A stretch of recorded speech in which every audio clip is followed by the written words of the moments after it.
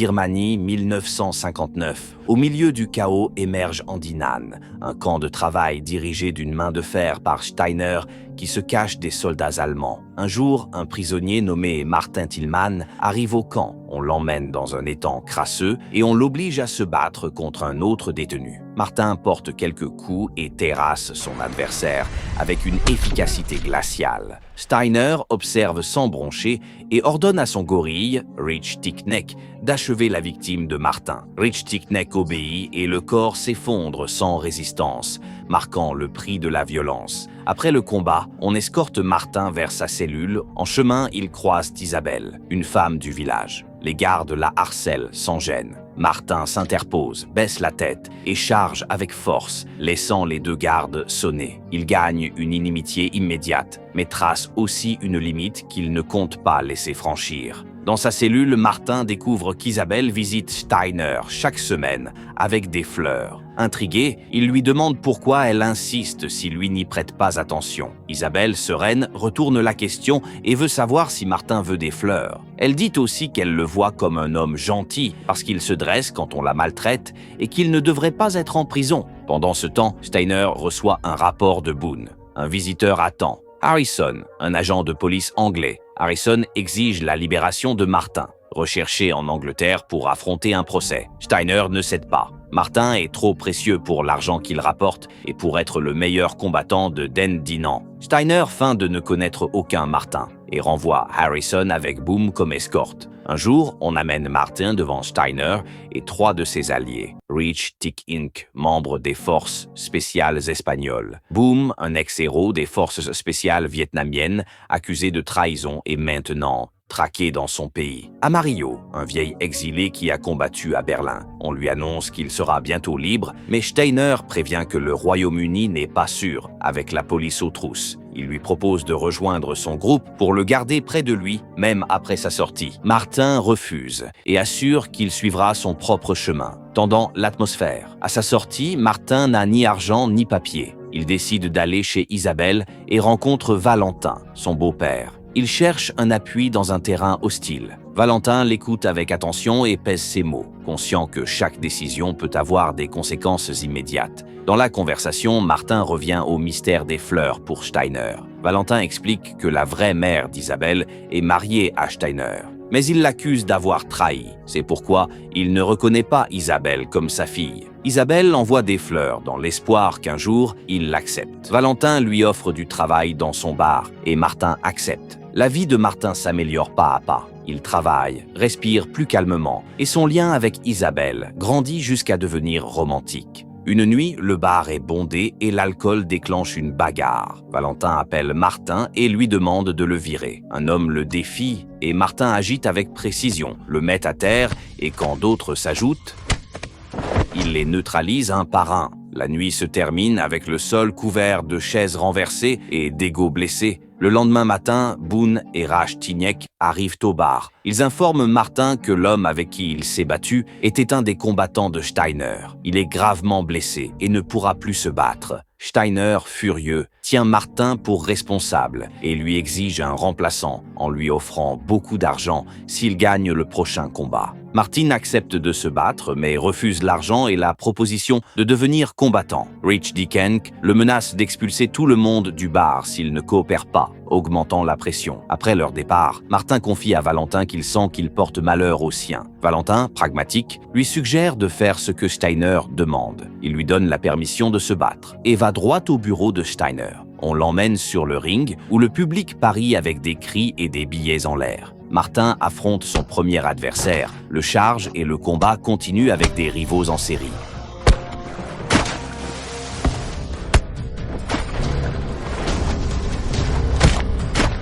Il les bat tous, générant un flot d'argent en paris qui attise plus de cupidité. De retour au bar, Harrison apparaît et parle avec Valentine. Il révèle que Martin est un fugitif. Il a tué plusieurs personnes en Angleterre pour venger la mort de son frère et de son père au combat. Il y a 10 000 livres de récompense pour des infos sur sa localisation. Valentin admet que Martin a travaillé pour lui, mais assure qu'il est parti depuis longtemps et refuse la récompense. Il demande à Harrison de partir, décidé à protéger ce qu'il peut encore. Après les combats, Steiner invite Martin à boire un verre. Il lui propose de rejoindre de façon stable et promet de gros gains en continuant à se battre. En plus, il lui donne une belle somme d'argent comme récompense pour ses victoires. Martin écoute, mais laisse l'offre en suspens, mesurant chaque pas qui l'attache ou le libère. Un jour, Steiner s'assoit devant une vieille machine à écrire, tape une confession. Isabelle est sa fille, née d'une femme qu'il a aimée profondément. Il n'a pas supporté qu'elle se soucie plus de son village que de lui,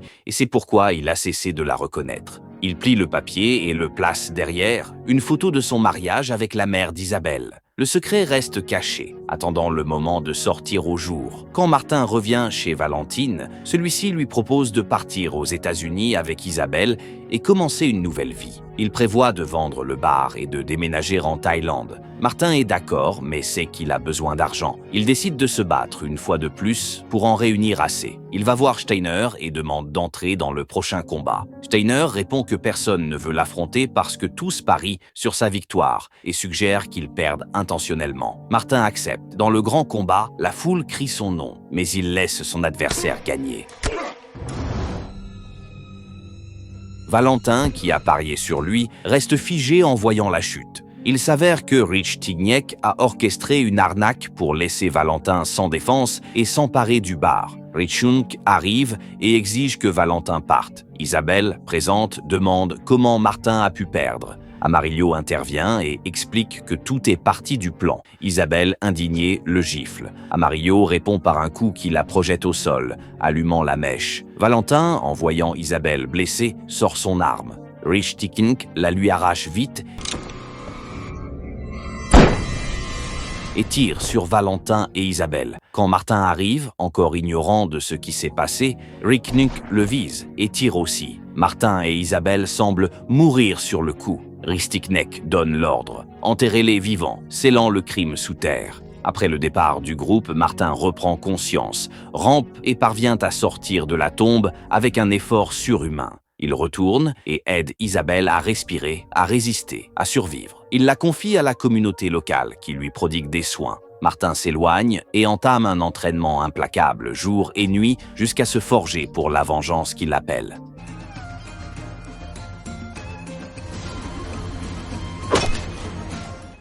Un après-midi, Martin avance vers le bar de Valentin, maintenant contrôlé par Steiner. Avant d'entrer, il traque un par un les hommes postés aux alentours. À l'intérieur, il trouve Amarillo, assis et sans préambule, déclenche une bagarre contre tous les hommes sur place. Amarillo, blême, court vers le bureau de Steiner pour l'alerter du retour de Martin. Amarillo soupçonne que Martin vient voler l'argent des paris. Steiner réagit et ordonne de déplacer l'argent dans un endroit sûr. À cet instant, Martin fait irruption et lance une attaque frontale. Il terrasse les gardes d'Amarillo, tire sur l'un à la main et jette une grenade qui était là dans la caisse enregistreuse, semant le chaos et la fumée. Dans le bureau de Steiner, les soldats brandissent leurs armes. Martin les distrait, se déplace dans les ombres et à coups de feu ouvre le chemin. Il surgit face à Steiner et le confronte de près. Il décide de l'achever d'un coup brutal. Il lui enfonce une épée dans le ventre et le tue sur le coup. La chute du chef laisse un vide qui attire plus de danger. Peu après, Boom franchit la porte et voit Martin sans armes. Il le défie en combat au corps à corps. Boom est un combattant exceptionnel, précis, percutant. Il domine Martin par moments et le plaque contre une table. Martin réagit aussitôt, attrape son fusil, tire et l'abat. Sans s'arrêter, il sort vers la maison de Richknecht qui fuit le camp de travail. Richknecht avait préparé ses hommes avec des fusils automatiques placés stratégiquement. Martin avance avec son fusil, les neutralise et se fraye un passage. Il entre dans une maison voisine et élimine 2 autres. Le périmètre s'effondre et le cercle se resserre. Rich Tikank revient et apparaît avec un pistolet pointé sur lui, prêt à en finir là. Les 2 tirent en même temps, mais ratent. Rikank saute dans un jeep et s'enfuit à toute allure. Pendant ce temps, Martin ramasse les photos du mariage de Steiner avec la mère d'Isabelle et la lettre qu'il a écrite. Il les envoie à Isabelle. Elle les lit et s'émeut en apprenant que Steiner a toujours su qu'elle était sa fille. Une vérité tardive qui change le poids du passé. Rich Tikank se cache dans la forêt, rejeté par les locaux qui refusent de l'aider. Un après-midi, pendant qu'il se repose, il apprend que Martin a trouvé sa cachette. Épuisé mais défiant, il le provoque en duel au couteau pour en finir une bonne fois. Le combat est court et cruel. Rich Tikank parvient à ouvrir une vilaine entaille sur le corps de Martin. Le sang coule, mais Martin ne lâche pas. D'un coup de pied précis, il le désarme. Puis il enchaîne les coups jusqu'à le faire tomber au sol. Enfin, Martin prend le couteau de Ristiknek et le poignarde,